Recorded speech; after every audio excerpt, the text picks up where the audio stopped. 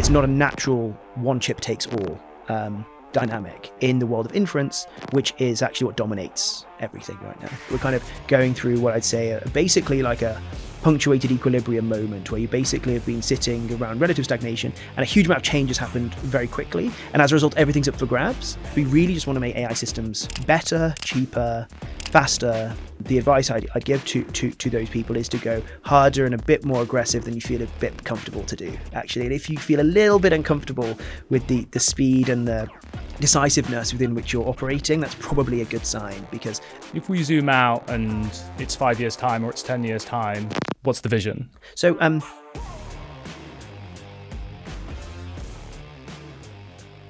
Hello, welcome back to the Sovereign AI podcast. My name's Will Bushby. I'm on the investment team at Sov AI.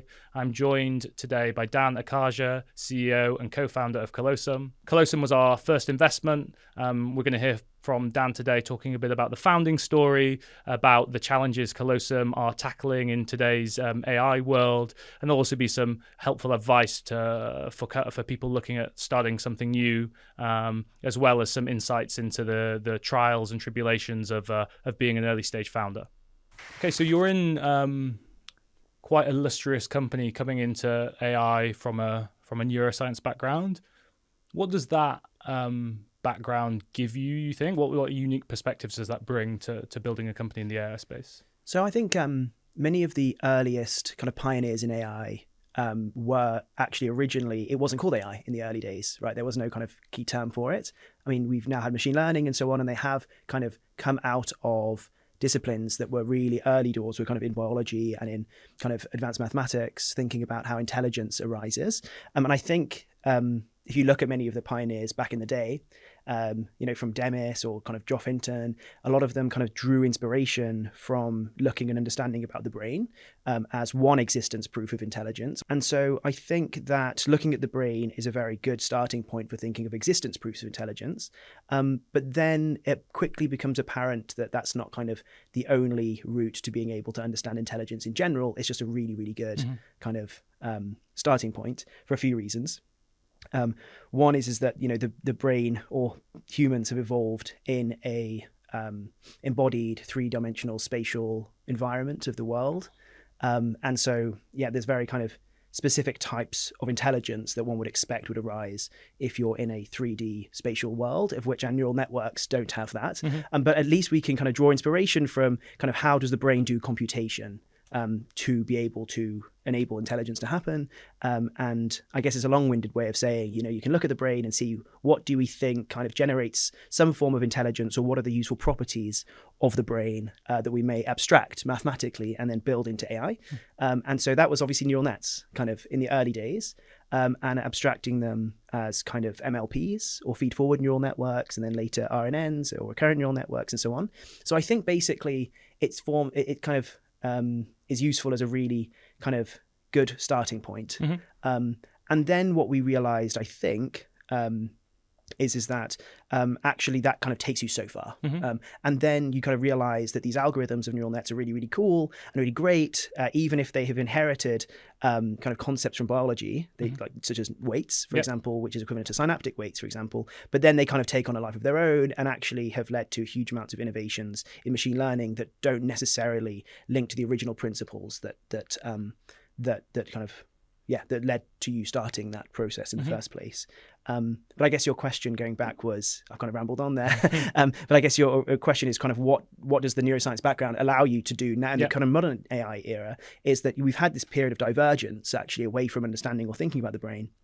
But actually there are many principles, just like we did in the very early days of AI, that we can still draw from the brain.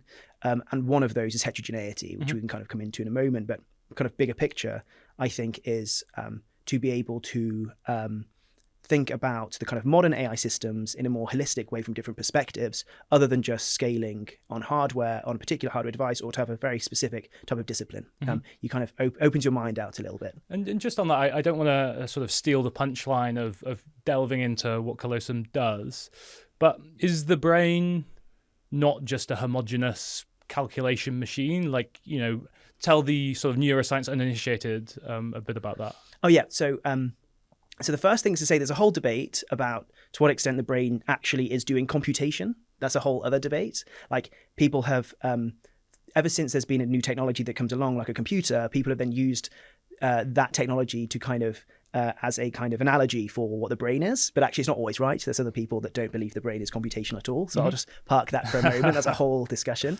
But your question is the brain homogeneous? And I mean, in some ways, some people argue yes. I mean, we have cortical columns, for example. So we have the cortex, and that has some sort of structure that repeats in time over space in kind of around your cerebrum. But generally speaking, it is incredibly messy, the brain. And it's incredibly heterogeneous across many different scales. So you can think of kind of the scales of kind of macro scale. So kind of just looking at the brain, it is not the same everywhere. You have different types of cells. You have different types of connectivity patterns of those cells. It's really, really understated to say it's complex. It's like one of, if not the most complex system ever. So effectively at the macro scale, we have different, basically we'd have like different lobes even, but we have different cell types of the cytoarchitecture, which is kind of when you look at a microscope, how does the brain look?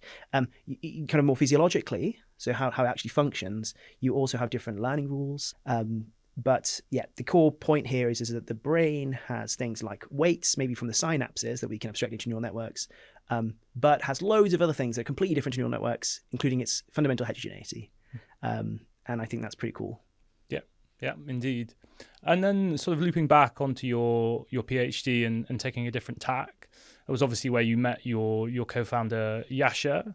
I'd be interested to know, how was it love at first sight? How did you first meet? Did you always know you were going to start a company together? What's the sort of the formation story? Love at first sight's funny. Well, what was actually funny about this is that we met at Cambridge during our PhDs. And before starting at Cambridge, I was told by a mutual friend that there's this guy called Jascha, and we'd probably hit it off and get on, because we were slightly weird, but into kind of similar interests of biology, or what we'd call kind of biological intelligence and artificial intelligence and computing. I'd say that kind of triad. And so we did certainly hit it off immediately. And I can maybe tell you a little bit about kind of the evolution of our thoughts and our thinking. So this was kind of in 2019, and what was kind of interesting to us. So 2019, we're talking way before ChatGPT. Well, this is before what we'd call the scaling era of AI. Yeah. And we were particularly interested then. So it wasn't clear yet that transformers, although to some it was, but it wasn't inherently clear of the scaling paradigm yet, or at least the paradigms in which you'd have to scale kind of neural networks to be able to do next token prediction in transformers and so on. But we were super interested on thinking about kind of how would you be able to change. Well, firstly, I was mainly focused on originally was how can we build new architectures themselves in neural networks that were a little bit more inspired by the efficiency that we'd see in the brain. So, for example, brains have what's kind of not regular patterns of connectivity, as you're kind of alluding to. They kind of have at different scales, they have different types of connectivity patterns, but they actually have something called like small worldness, which basically tells you that in parts of the brain it's clustered together, but actually has really long range connections between areas. So there's kind of this funky network topology that you find in the brain across multiple scales. And so I was very fascinated in understanding that, and you kind of start realizing that the spatial structure of the world actually largely dictates, and the costs associated with those long-range connections is very important in shaping the weights that you find in the brain. And I was interested in, well, if that's what you find in the brain, and the brain has things like consciousness and efficiency and all these cool things that we like about human cognition, why can't we put those into our neural networks? And so I was largely thinking about how to structure in neural networks, how to structure in the brain, how those kind of priors that we see, how can they be instantiated within neural networks artificially? So I thought that was kind of a link between the bio and the artificial neural nets. And Jascha was thinking a lot more about what's called a multiple demand system, which is this kind of idea of kind of specialization and generalization in the brain. What are the things that humans do cognitively that allows us to do things like planning and and to do really, really hard problem solving that require many sub-steps of cognition to do. So we don't just do one kind of, we don't solve problems in one go. We often modularize them into the human chain of thought. So he was coming a little bit more from the functional side, let's say, kind of thinking about cognition, and we kind of unified these ideas in some papers that we published together. And then after a little bit of time of thinking a lot more about it, we realized that actually you don't just need this kind of idea of biological intelligence and principles there. You can't just even have the algorithms. You need to have also be thinking closely about the actual physical instantiation of the thing, the actual like hardware, basically. And we realized that actually it's the blurring of algorithms and hardware together that likely bring all the efficiencies. And that was a thesis that we built over a long period of time. And this is now called kind of co-design, really, in general. This idea that you have algorithms and you have hardware and that you co-design them together. And actually, we come to realize that that's where all the magic happens, is when algorithms and hardware come together. And the brain has that, actually. The brain is not clearly separable between the hardware and the software. Like, if I were to point at your brain and say, where is your memory? Where are your memories? Or where's the software? It's not clear. There's a distinction between where things are in your brain and what they are. And so the brain has this kind of tight coupling of co-design or co-evolution. And we learned later, I think in maybe 2021 and 2022, when we were scaling up transformers in the hardware space now, kind of separate to this, that actually it was when we'd had the algorithms that were also aligned with the hardware, the GPUs, that was also where you could do really cool stuff. So I'd kind of call this a principle of kind of hardware, software co-evolution. I could go on about this for a long time. And then so in sort of your conception of the world, the one of the underlying rationales as to why sort of AI transformer models exploded was the sort of the random co-evolution of coming up with the right algorithm that was particularly suited to GPU architectures, and that worked amazingly well, because that sort of wasn't designed necessarily. That was sort of a happy coincidence. Yeah, exactly. So I'd say like that's certainly true. We basically had GPUs around, and then researchers from the top labs were realizing that if you could scale up the number of parameters of your model and scale it on GPUs, and GPUs are amazing for parallel computing, and you could get the parallelism aspect of it, you could scale them. And basically we only had GPUs, and so we used them, and they worked really well. And I guess the kind of point here is that in computer science or in hardware, you're kind of just constrained by the hardware that you have available to you. And you have this chicken and the egg effect where you can't build something or you can't scale something unless you have the hardware. But why would you have the hardware in the first place to have that thing? So you basically have to do this happy exploration of what's possible with what you have to kind of give you an indication of what's cool and to allow you to dream about the possibilities of scaling massive models on GPUs. And then you kind of come back down to earth, and then you realize, okay, well, what else is new now? And I think that's what the era that we're in now. But you're completely right. I think basically GPU's great for parallel computing. We discovered transformers as a result of it, and they've been amazing. And then sort of just looping back to Jascha, you've talked very eloquently about the sort of meeting of minds in terms of the combination of both ideas, but on a sort of a more personal level, going from an academic environment in Cambridge where this sort of collaborative learning is very encouraged, and it's sort of why you're there, into a world in which you're building a company together. How was that transition? So it's a great question, because it's not immediately obvious that being in an academic environment kind of lends itself to building a super ambitious company with the kind of ambitions, particularly that Colossum has. Until you kind of maybe get to know me or Jascha a little bit more, and then it becomes a little bit clearer. Like both of us are incredibly passionate people who are pretty focused on what we believe is the kind of, and have high conviction within what we want to do. And many academics have that too. It's not to say they don't, but we are kind of, how do I put it? It basically is that it's a happy coincidence in some way that the thing that we're particularly kind of focused on and interested in is not only kind of can be seen in terms of like a small bubble of research. It has ultimately global implications and societal implications that are huge. And as a result, there was kind of a little bit of a switch in mine and Jascha's kind of perception of how we actually had to be able to build. It wasn't necessarily just building The research, although we're super passionate about that, and Colossum is at the frontier of doing this as well, it's actually to be able to advance your technologies and scale them and bring them to the world, because we're in that era. Yeah. I think that's more of a timing thing. Yeah. Like, we're in the time of being able to do applied research. Yeah. And you can see that as a macro trend in general. Yeah. That's not true for all fields, obviously, but for what we're working on, which is at the forefront of how you build intelligent systems, that was it. So basically, I guess the first bit is to say that we'd built kind of a close relationship for such a long time in the academic sphere, and therefore had such a degree of mutual respect and trust for each other, and understanding each other deeply. There's also another aspect of that. It certainly takes two. Well, it takes two to tango, but basically, there's something special about having a very, very close relationship with someone who can critique you, where you do have this respect with each other, and it advances you in ways that you just couldn't do alone. And I strongly believe that. And then it's been a very natural transition for us to be able to build Colossum together. Yeah. And so maybe it's a perfect time to move on to that. What does Colossum do? So Colossum is the orchestration layer for heterogeneous compute. And so I can maybe explain what that is. And so what Colossum does is to be able to enable us to utilize many different types of computing infrastructure, specifically chips, to be able to accelerate AI applications primarily. And this is what we do. So effectively, there are multiple strands of our company. We focus on characterizing different types of chips that are existing right now. So these are your GPUs that we've been talking about, but also other types of chips that are coming to market. And to be able to take AI systems, which we all know and love, which are advancing at a ridiculous rate, and to be able to orchestrate them and crucially optimize them across many different types of chips.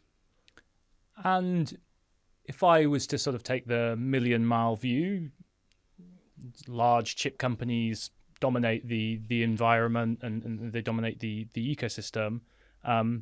Is there any need to orchestrate different types of chip? So maybe if we take a step back for a moment, we can think about the what we need chips to do. So in 2020, in the era that we were talking about earlier of training massive models, we largely didn't actually. We largely trained massive models on GPUs. And so we needed more of those chips, and therefore you don't really care where you get them from, you just need more of them. So in that sense, we can kind of call this heterogeneous GPUs, but only insofar as we're just using what we have. When we move to inferencing, which is moving from training models to using them in the real world, what you then realize actually is that you want to run AI systems to do stuff. So you want to be able to, you want to chat with your AI maybe, or you want to analyze lots of PDF documents that you have, or you want to be able to automate lots of your workflows on a day-to-day basis. And actually you have lots of different types of models that you might want to run doing that. You have lots of different types of workflows and lots of different objectives. Some things you want to do cheaply, some things fast, some things slowly, even if you want to do it at night and you don't care for speed. And as a result, actually the natural state of the chips underlying it could be different. You could have many different chips which are each specialized for different things. And as a result, one could argue, although people argue with me all the time about this, is that the natural state for inference is not homogeneous in the sense that training was. That actually you need an orchestration system for heterogeneous compute for the basic reason that chips have different specializations. And we're largely seeing that to be the case, that effectively the chip market is becoming increasingly specialized. And as a result, you can, for what depending on the task that you want to do, it's very useful to be able to orchestrate across these different chips. And so there's a whole question we can go into about what tasks, why, how, but the core point being that it's not a natural one chip takes all dynamic in the world of inference, which is actually what dominates everything right now. Yeah, and if we zoom out, I think at Sov AI we're trying to back founders with to build category-leading global companies.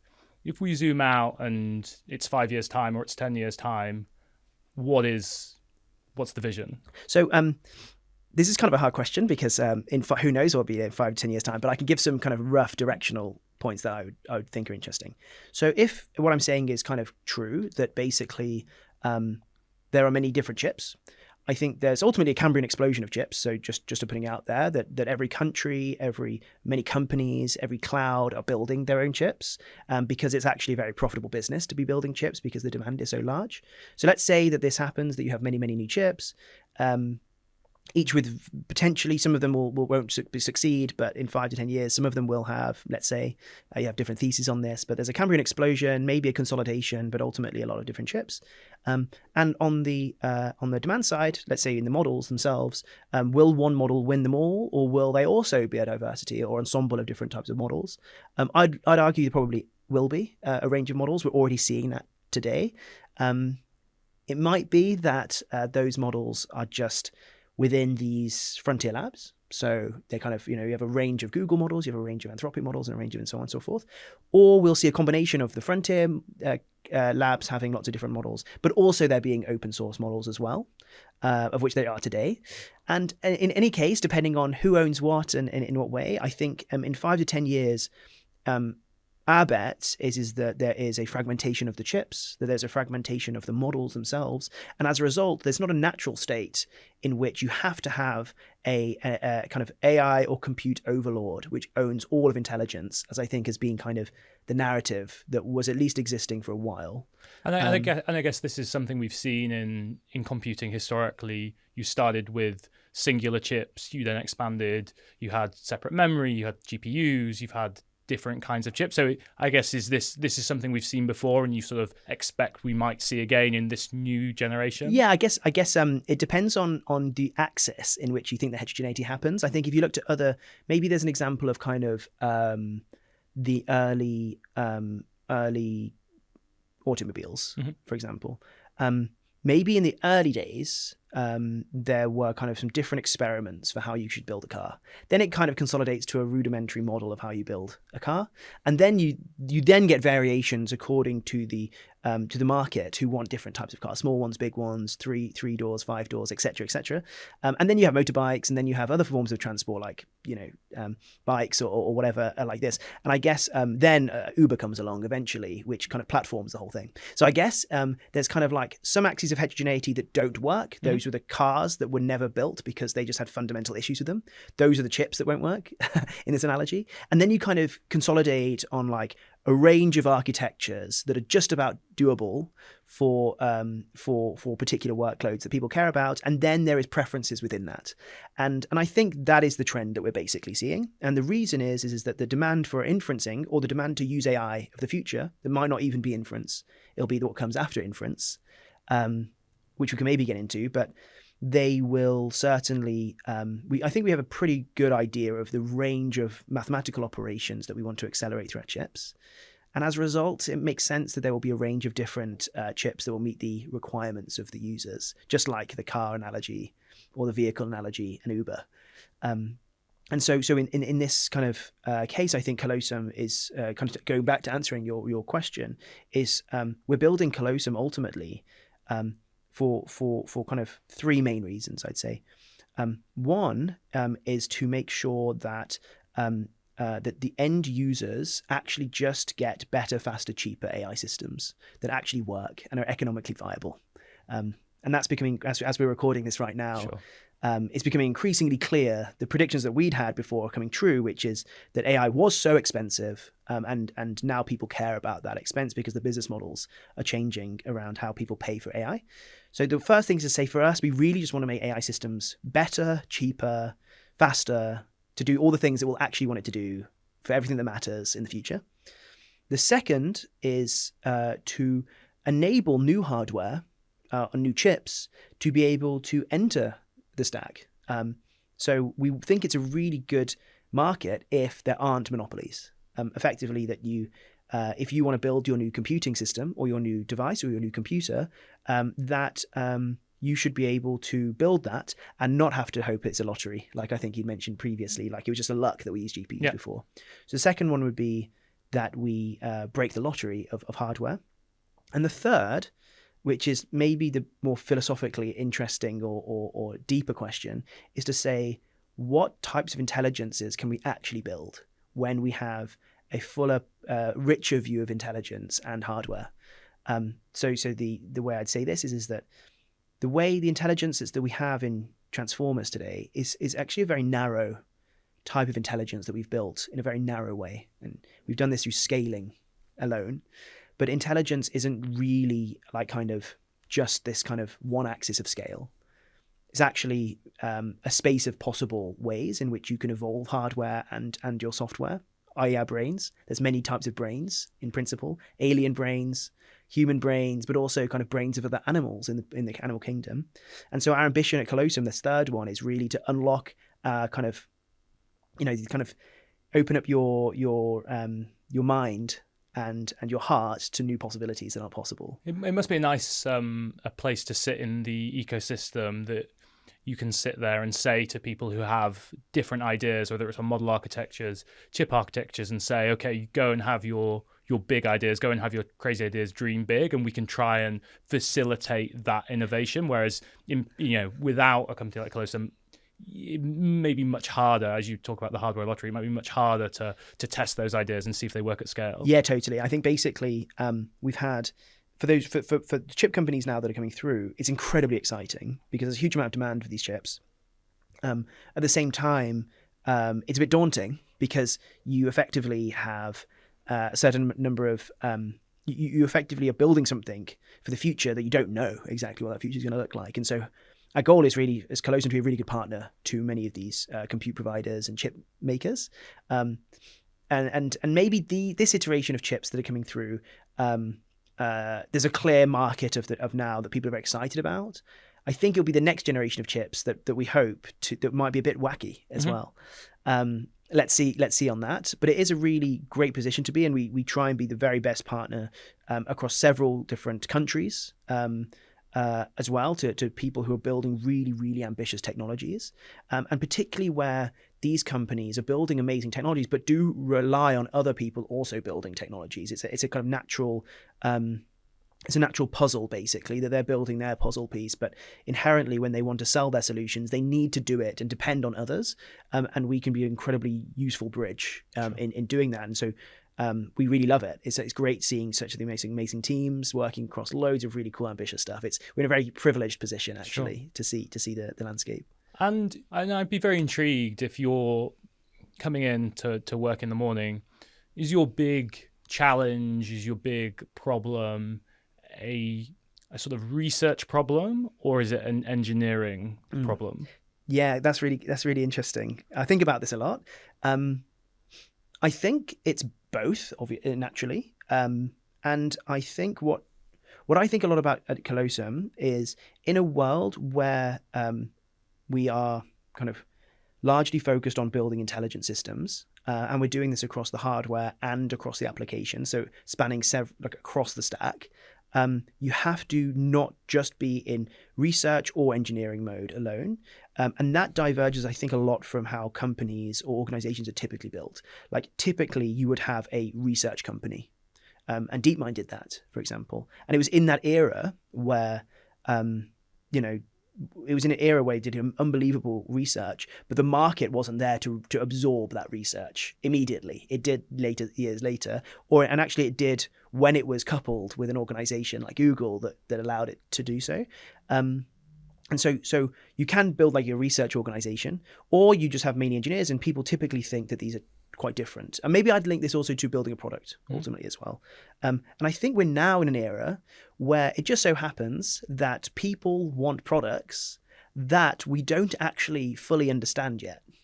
Like we don't fully understand how to build optimal systems, even to do automating payments, like I described to you just. And so there is a market demand and a research demand kind of occupying the same surface area. And as a result, you need to build a company that can do both. And how the hell do you do that is a question that we're working and tackling every day. And so I'm trying to, in many ways, kind of blur those boundaries, I think, between if it's a research or an engineering or even a product company. Really, it's a mixture of these. And I'm sure a lot of people have been thinking a lot about how organizations at the frontier change. in this era. Yeah, and we were talking before we came on air about your new office in King's Cross. You're obviously based in the UK. You're building the company here. I think it's long been a critique, or it's long been said, that ambitious companies have to move elsewhere to grow globally ambitious companies. How do you feel about building the company in the UK? Why did you choose to do it and not sort of move elsewhere? So I think there's lots of reasons for this. There's some boring practical ones, and then there's some, well, I say boring, it's not really boring. The fact that kind of Jascha and I started our story at Cambridge is really important. And we built our networks here, and we built our closest friends and our families here, and our fundamental core academic and engineering networks are based here. So that's kind of one thing, and I'll kind of park that there for a moment. And then kind of to comment on the level of ambition that you can have to build a company in London versus in the Bay Area, and so on and so forth. I think what I've seen is that there are pros and cons of being in the Bay or in London. And they're just different trade-offs that you can think of. And they're pretty good at both, but actually there's just different trade-offs that you can have. I've personally found that being in London has a lot less noise around AI specifically. If you're building deep infrastructure, or you're thinking slightly more paradigm shifting in how you believe that we should be building, if you have high conviction in a counterpath, I found it very useful to be actually in London, because we can operate at tremendous pace with a ridiculous level of ambition, but you can kind of do it with a sense of like conviction and like direction that doesn't distract you when you've got that noise. So I think there's one is just that kind of the signal to noise ratio is pretty good in London. Easier to touch grass in London. Yeah, exactly. And the other aspect is about kind of the level of ambition and the vibe, let's say in King's Cross or in London in general. I think it's maybe a bit controversial, but I think basically you have a relatively young generation of researchers and engineers who are basically sick of stagnation that they've observed over the course of their lifetime, and they're pretty excited by the fact of being able to build the most ambitious technologies in an era where there is crazy change. I mean, it's to say that kind of is understating it. We're kind of going through what I'd say basically like a punctuated equilibrium moment, where you basically have been sitting around relative stagnation and a huge amount of change has happened very quickly. And as a result, everything's up for grabs. And that actually gives a huge amount of opportunity for particularly young people, but very young, ambitious engineers and scientists who are based in Europe and based in London specifically to be able to build. And so I've noticed that vibe shift of kind of being sick of the past combined with a new vibe of people being able to explicate their level of ambition, because I think it's possible now. Like, I think previously people didn't believe it was possible, but when you go through paradigm shifts like what we're going through right now, everything's off the table. And in many ways, the barrier to entry is lower. It's much, you can now, maybe you're only a few months behind, or maybe not even behind one of the frontier labs in a very specific area. And I think that's pretty empowering to basically destroy those barriers that you had before. So there's lots of other things I could probably say, but the ambition level is unbelievably strong. We're seeing a huge amount of investment into that ecosystem, which I think has compounding effects, obviously. And people want to move to London. Like, people will move to London from all over the world because they recognize it being such an amazing place to be. I could probably keep on going on that, but...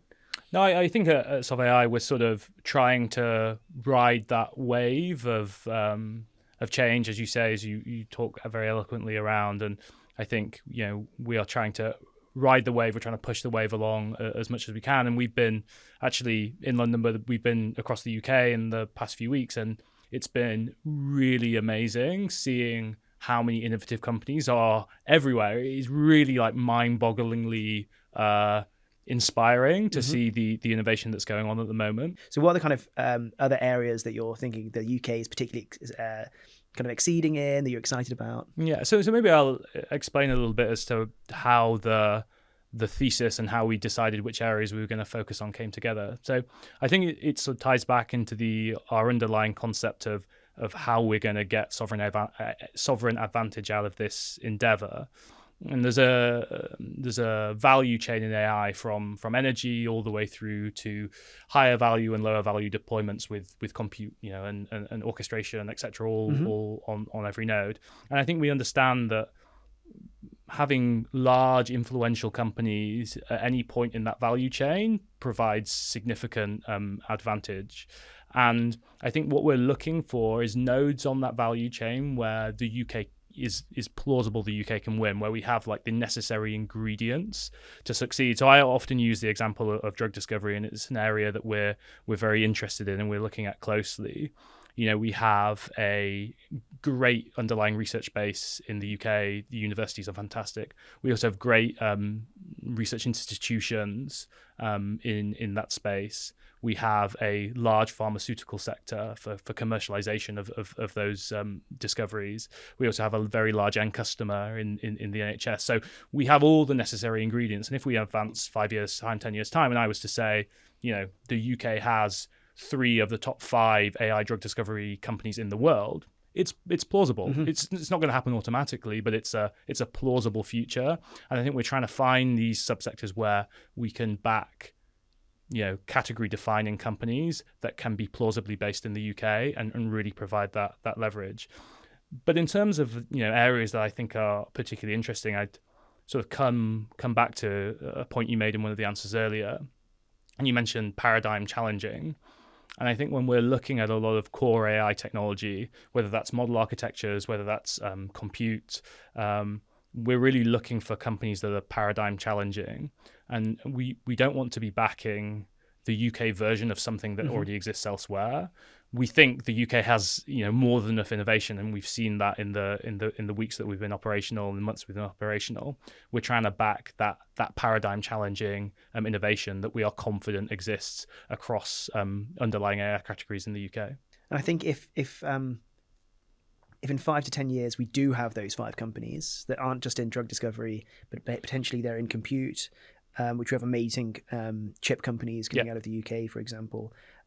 I think Sov AI is potentially in a really amazing position to kind of stimulate a wider cultural change, hopefully, in the sense that people can actually look at successes. I kind of give the story that people have asked me before: is it possible, do you think, that in 5 to 10 years that you could build a $1 trillion or £1 trillion company in the UK? And I kind of say, like, it's kind of crazy because the US has like loads or a few, and like it's not like it's never been done before, and it's not like the UK has never built something that has never existed before. So it's just that I think people haven't had this kind of like example that's close to home that they could look at and say, like, I could do that. So another question I wanted to ask: if you were giving some advice to whether it's a school leaver who has an idea, whether it's an undergraduate who has an idea, whether it's a PhD student, a postdoc, someone later on in their career who has an innovative idea they think can change the world and can be impactful, what would your advice be? So I think even before they have an idea, if you're someone who is in a position where you think you want to work on something big and you have the ambition level, I think it's really, really, really important to really think about the conviction that you have for what you're building or for what you want to build. For me, that took many years to really consolidate my own grounding and to really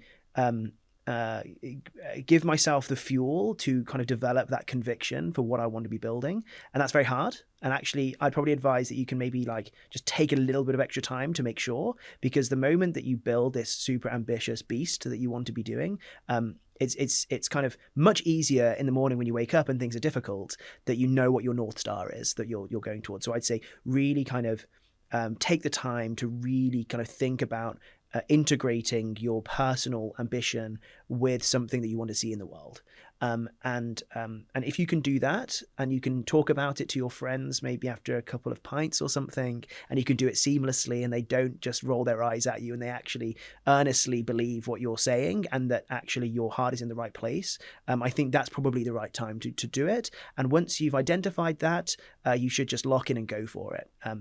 And otherwise otherwise I wouldn't. You either basically should iterate on your ideas quickly, move beyond those ideas. But once you develop that conviction for that thing, you should go with it to your heart's content and actually the advice I'd give to those people is to go harder and a bit more aggressive than you feel a bit comfortable to do, actually. And if you feel a little bit uncomfortable with the speed and the decisiveness within which you're operating, that's probably a good sign, because things will always slow you down. But if you're really right at the edge of pushing yourself, you're probably on the right track. And just to finish up, what would you like the audience to know about Colossum 1? Do you have any asks, things that people can reach out with? Are you hiring? Is there anything else people can help you with? That's great. So we are hiring. We are hiring in our King's Cross London office. And so please do have a look online for the openings. There will be many more, we hope, to expand. And we're super happy for anyone to get in touch with us. Also to kind of comment and see about some of the research that we're putting out as well. So we're really kind of looking to collaborate with as many great technologists, particularly in the computing space, as possible. And so super happy, I guess, for anyone to reach out on anything like this. And also we're hiring. So please do have a look on that. And if someone is sat at home thinking, I don't know whether I'm the right fit for Colossum, like what kind of, maybe not in terms of specific experience, but in terms of sort of personality archetype is the ideal hire? Yeah, so we are pretty agnostic on... how do I say this? We very much welcome talent over experience. So heterogeneous talent, maybe. Heterogeneous talent, yeah, exactly. I mean, actually, one point is that we're very serious about how we believe that intelligent systems are built, and as a result, we build the company this way, and we really think about that the benefits come from a heterogeneity of skills, be that generalists and specialists. Actually, we really value high agency and a high level of autonomy, and also really great evidence of you doing kind of really exceptional work that may be kind of even a little bit weird. And we really like people with high levels of conviction that's a little bit counterculture or a little bit off from what is the consensus. Colossum itself was born out of a bit of a contrarian bet at the time. And so that's something that we really look for. Of course, we're also just looking for, the best, the geniuses of the future, and we're really keen to invest in people that we think can grow and want to grow and to work hard and to really do their life's work. And so, if any of that sounds interesting, so it's not just that we have the lists of our roles, we also have an open position always that we're regularly assessing as well. If you don't feel like you fit into one of the established roles in the company. Great. Thank you. Thanks, Will.